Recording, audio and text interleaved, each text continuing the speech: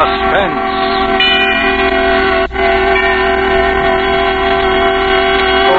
Tonight, Roma Wines bring you Mr. Lee J. Cobb as star of The Bet, a suspense play produced, edited, and directed for Roma Wines by William Spear.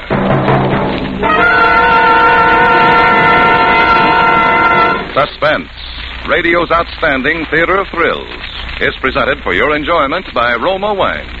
That's R-O-M-A, Roma Wines.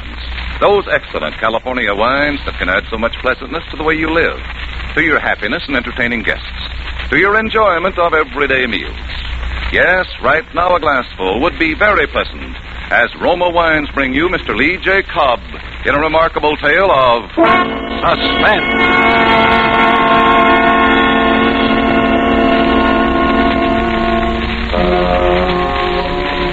Haunted? Yes, I'm haunted. It's a year now, and I can't erase the memory of that precipice that I nearly stepped from. That darkness into which I almost plunged. Or maybe I took the plunge and I'm in it now, in the dark. It doesn't usually happen in my business. But what's the use of talking about it? You'd only say I'm too susceptible. And I'd say you're right, I am susceptible. To faces and places. To women's faces. One woman's face. And to lost, dark places on what I call the rim of the world. Places like Sierra Leone, Saigon, Balsall. Places like Trinidad.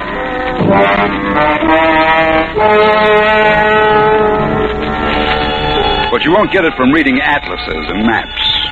If you read, for instance, that the seasons of Trinidad are regular, wet from May to January, dry from the end of January to May, the average annual rainfall 63 inches, you won't understand how I saw it when I landed at Port of Spain in April, the dry season. I remember it was a day so clear and bright that it was a world under glass. And I liked it. I liked the harbor, cathedrals, the old streets, the dry, spiced air, and that little shop I wandered into to get away from the blaze of the sun. I'd heard she went there. Siam Brahmachari shop of Hindu antiquities. Hello? Anybody here? Certainly. Good afternoon. I am Siam Brahmachari. Oh, it's dark. I didn't see. Yes, I live here like a mole, and when the clock rings, it brings me customers every time. What can I show you? Well, I thought I'd look around. It's a pleasure. Look as you wish. You're a stranger in Port of Spain? I landed today. And you're an artist? Well, how did you... That's a sketch pad you carry. Oh, yes. Yes, You'll find Trinidad charming to paint until the rains come, Mr. Scott Turner. Mr. Scott Turner, yes.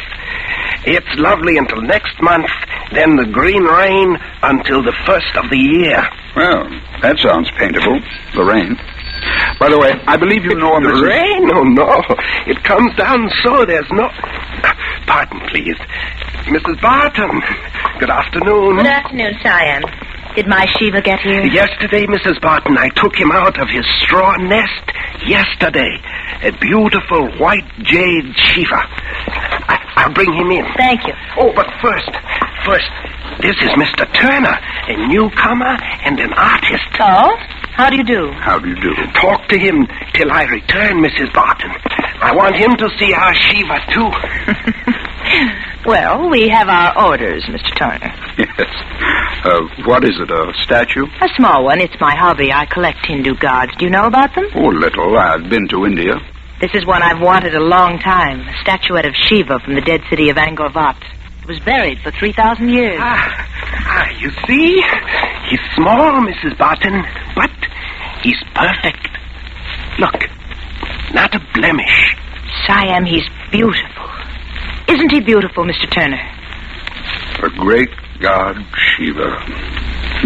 Yes, he's quite the boy. 200 million people believe he controls lightning, thunder, their very lives. Shiva. Beloved of women. Yes, he is, isn't he? And beloved by you, Mrs. Bond. Oh, no. No. I have my own reason for being attracted to Shiva. Yeah? What's your reason? Don't you remember what Shiva is, first of all? He's the god of destruction, Mr. Turner. And I like that. Destruction. That's the kind of woman I am.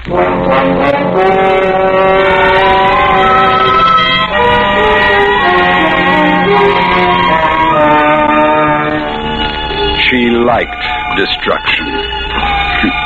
Of course, I knew that already about Ada Barton.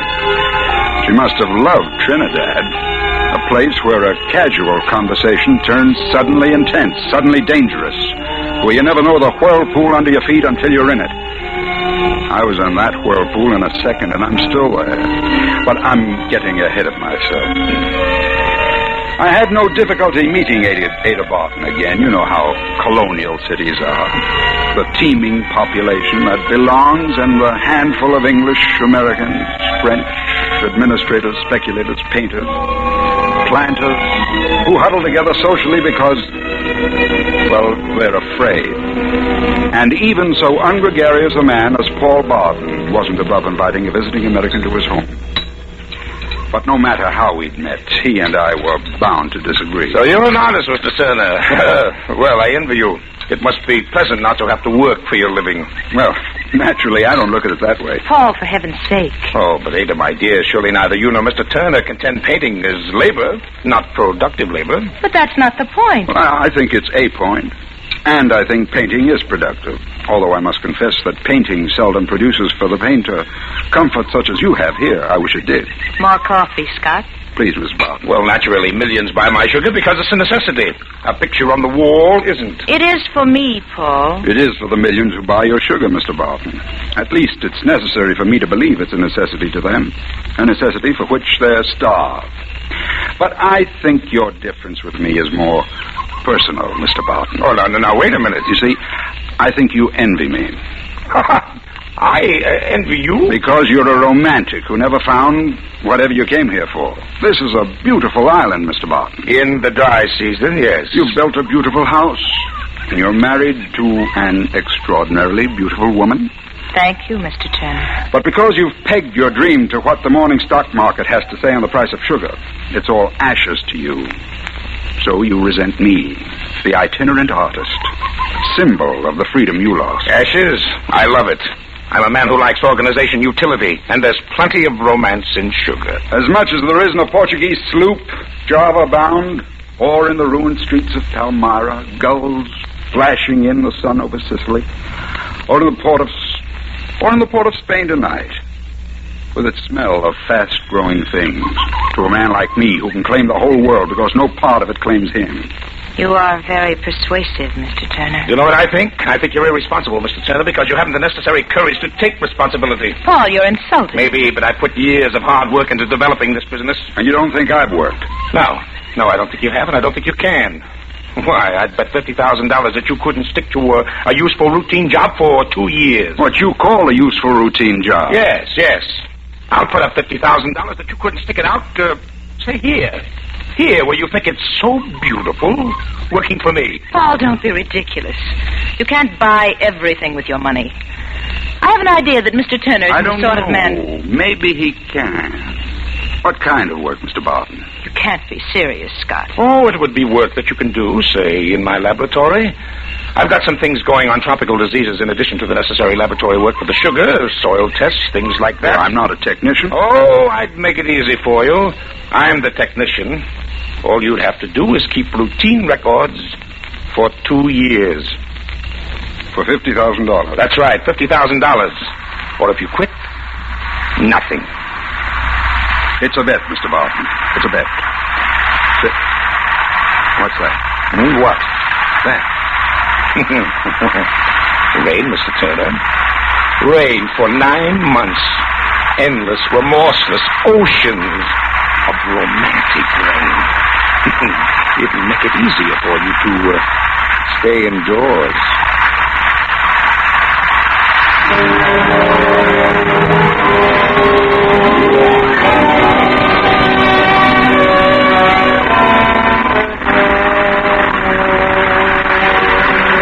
Endless, remorseless rain. I I liked it at first because it blurred the passage of time. And somehow my job wasn't easy. In the fields around the laboratory, the cane grew up, was cut, grew and was cut. But inside the laboratory where I lived day and night, all sound and life came wrapped in the silken, deadly, hypnotic drumming and hissing of rain. The first 2 months, only one thing bothered me. The petty needling of Paul Barton. We spent our mornings together, he making his tests while I wrote them up for the files. Scarcely a day went by when he didn't say something sharp or bitter. Well, how's the romantic Mr. Turner today? Can you read any poetry into the smell of aniline dyes? 2 years, Scott, 2 years.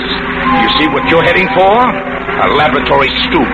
And this rain will grow mole in your curly artist lock. I guarantee it. Yes, my wife Ada fancies art too, Scott. She buys little things, paintings, statues.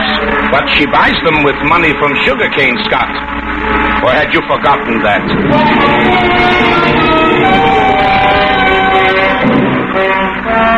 I hadn't forgotten that. I hadn't forgotten Ada. A dangerous woman. And I knew how dangerous. I knew things about her he didn't know.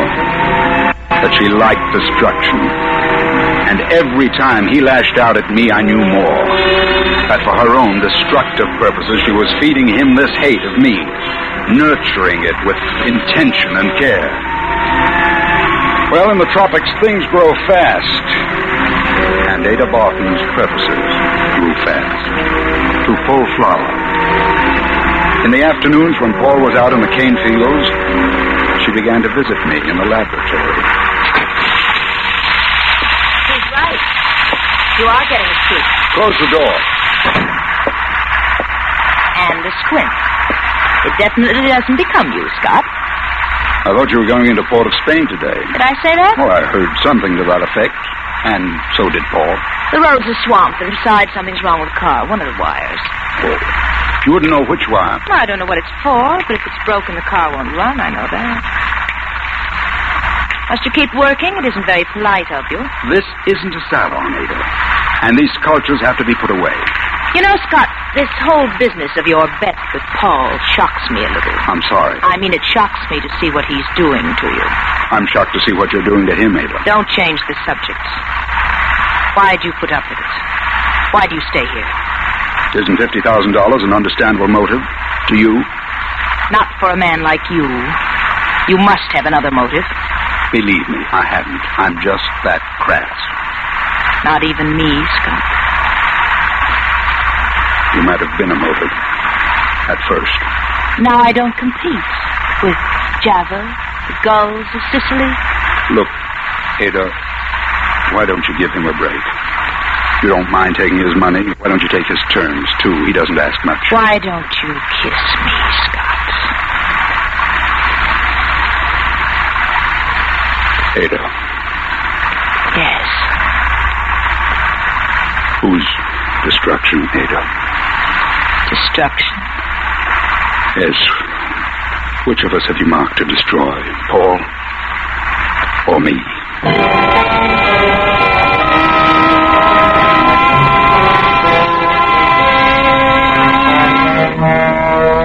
For Suspense, Roma Wines are bringing you as star Mr. Lee J. Cobb in The Bet by Donald S. Ryerson. Roma Wines' presentation tonight in radio's outstanding theater of thrills, Suspense.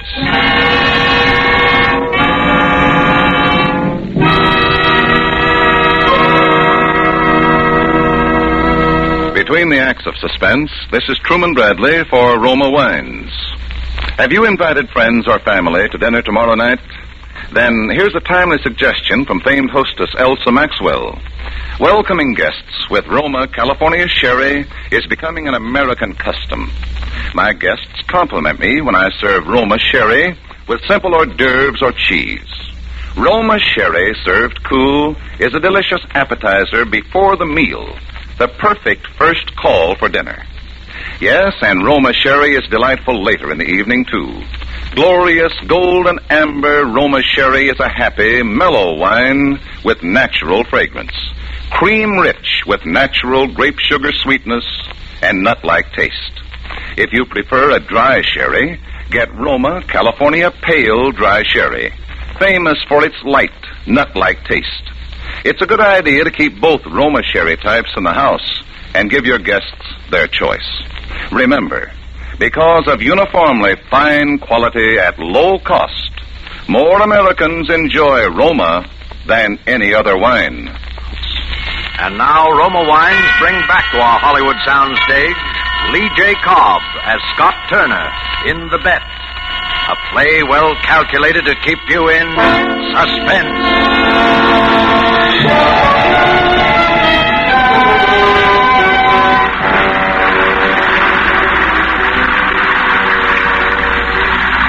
I knew if I wouldn't face it then, I knew whom she'd mark for destruction. Because I knew a lot about what kind of woman she was. And it wasn't more than 6 months before she'd laid her cards on the table. $500,000, Scott.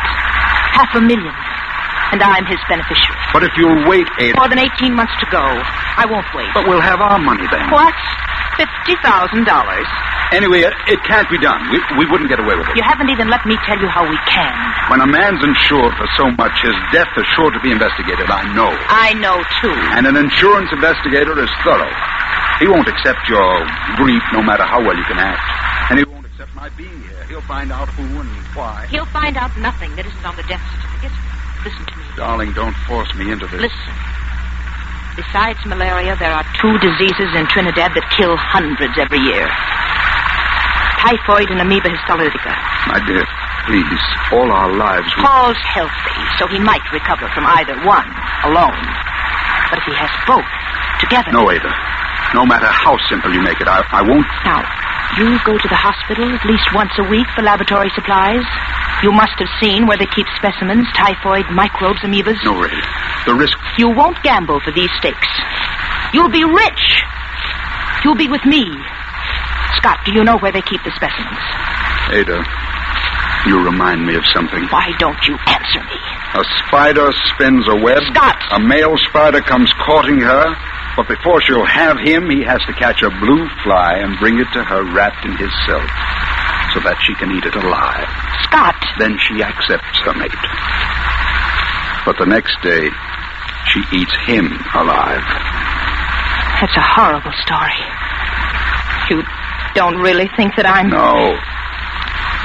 I don't suppose I do. You'll get the microbes then, won't you? Won't you, Scott?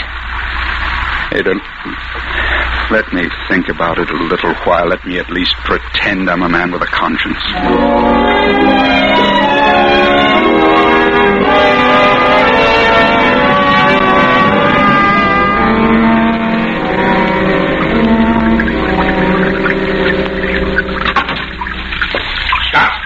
Oh, Paul, I wasn't expecting you this afternoon. Yes, I know. You were expecting Ada. Well, she's here, too. Hello, Scott. Hello.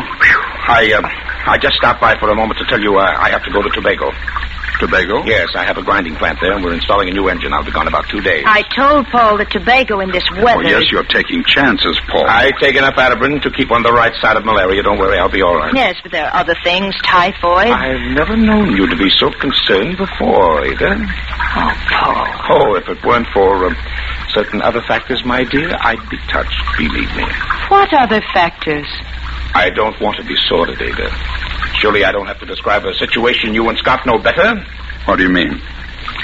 All right, we'll maintain the cultivated surface if you wish. By the way, Scott, how do you feel now about our bet? The same as before, that I'll win it. Yeah, well, perhaps. Lately, I thought the whole thing was a mistake, at least on my part.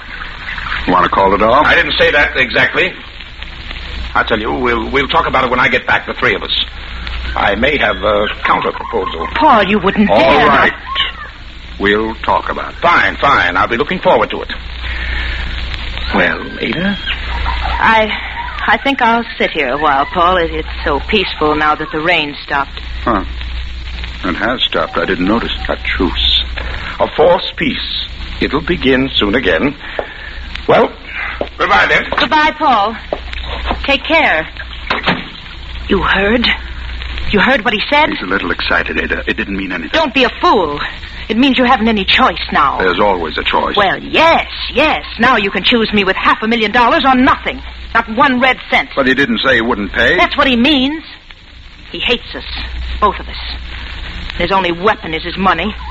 What a triumph for him to hoax you into slaving here for 8 months and then throw you out. Oh, no, he wouldn't dare. Don't you think I know him? You have to do what I say. How will you give it to him? The microbes? In his food. It'll only take a drop. Say in caviar. He's a pig for it, like he is about everything else. Caviar, highly seasoned with sauce. You've really planned this? Somebody has to plan. Do you want to? No. Well, he'll be home day after tomorrow. He'll ask you to come to the house for tea. I'll give it to him then, so it will look like he caught them in Tobago. Ada, I'm not sure that I can... I'm not... I am sure. It's the only thing we can do. You love me, Scott. Will you get the specimens from the hospital? Will you? If anyone had told me that I could do... Will you get the specimens, Scott? All right. I'll get them this afternoon.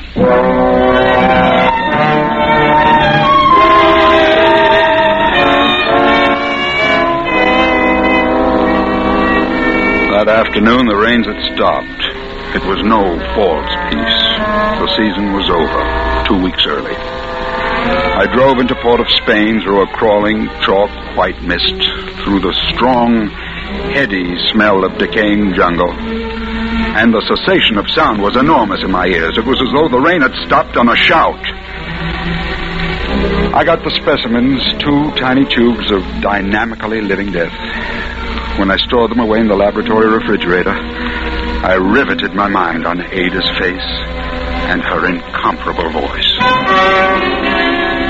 We can do so much together, Scott.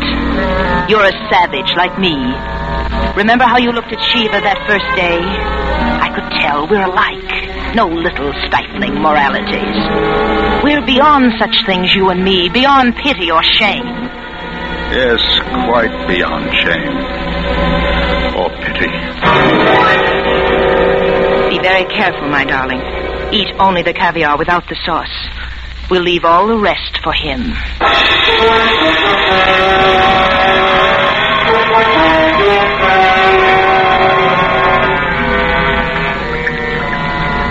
The afternoon Paul Barton came back, I walked to the house he was so proud of. There was a mist, still on the ground, but thinning fast. The dry season had begun. The only sound beside my footsteps was the last rainfall dripping from the giant trees and the hushed, mysterious voice of the jungle itself. Ada met me at the door. You can't possibly understand about her face. Vitality isn't the word. There is no word. Her face was the indestructible essence of life. When I saw her, there were no more doubts. She took me into the room where she kept the Hindu gods, where Paul was already sitting over his tea. Oh, hello, Scott. Come in. Well, you did invite me. Of course, but you surprised me again. You're punctual as well as tenacious. Help yourself to tea, Scott. I'll get the caviar. Thanks, Ada. I'm sorry I disappoint you so often, Paul. Disappoint me? By not conforming to your preconceived portrait of an artist. Oh, that's not where I misjudged. I had a preconceived portrait of the kind of man my wife thinks she wants. She wants a fool and a weakling. Well, I won't sit here and discuss... Here's the caviar, with sauce and without. And some new crackers over from England. Native pastry for you, Scott. You like sweets. Pull out that little table. I'll do it. Thanks, dear. You're right, Scott. You're right. We won't discuss that. That's beside the point. Counter-proposal. Oh, Paul, let's not have unpleasantness right away. You assume it's unpleasant, not for me. I just want to say I'm closing the laboratory. Push the crackers over, Ada. I'd like to hear your reason. The research is no longer necessary, and I want you to leave Trinidad. You're worried about Ada, aren't you? Oh. We're dropping the cultivated surface, aren't we? Well, yes. Caviar and sauce. My wife prepares us very well, Scott. Yes. I wonder how well you know her. I know her pretty well. Now you're thinking of the 50,000, of course. Oh, really, Scott, try this. Ada puts everything in it. Did I say something? Put it down. What? Put the caviar down, Paul. It's deadly. Scott, you fool. Yes, there's everything in it, including death. Typhoid, amoebas. She prepared it very well. Ada, is this... I'm going to kill you, Scott. I hadn't intended to just yet. I know. Oh, of course you'd have a gun.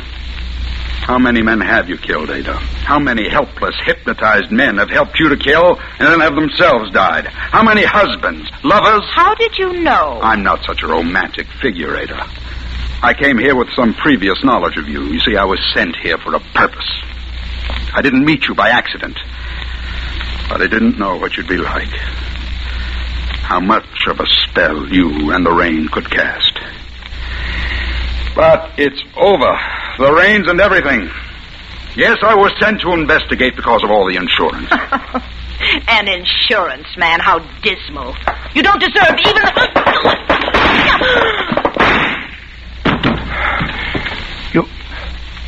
You killed her. You killed her. Yes. I killed her.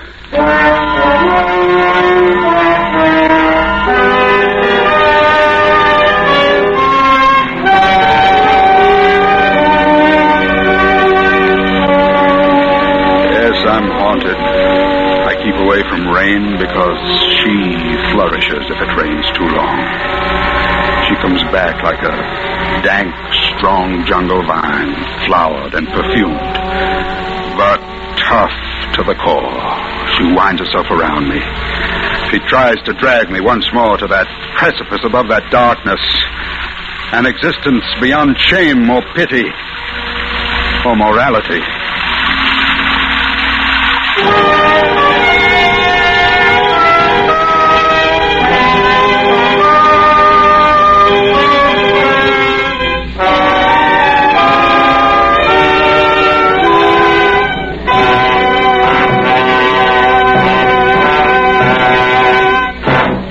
Roma Wines have brought you Lee J. Cobb as star of The Bet, tonight's study in Suspense.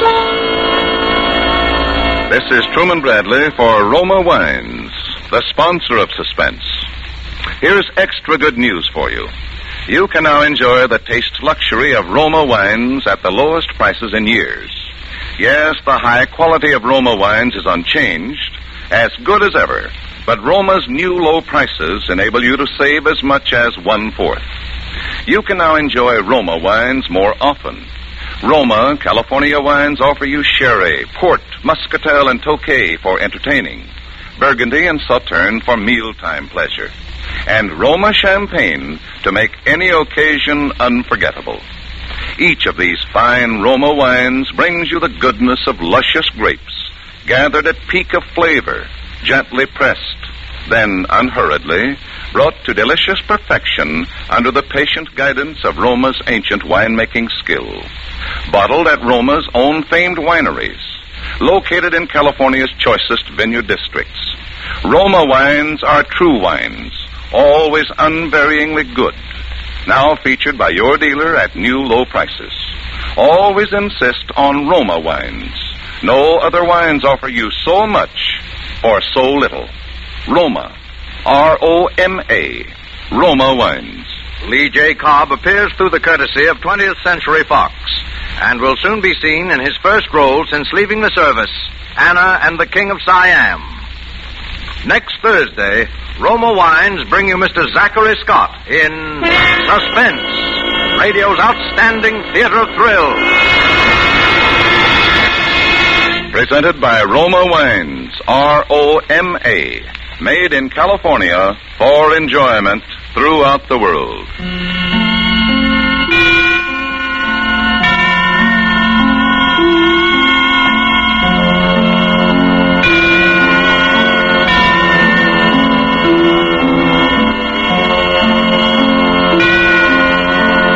This is CBS, the Columbia Broadcasting System.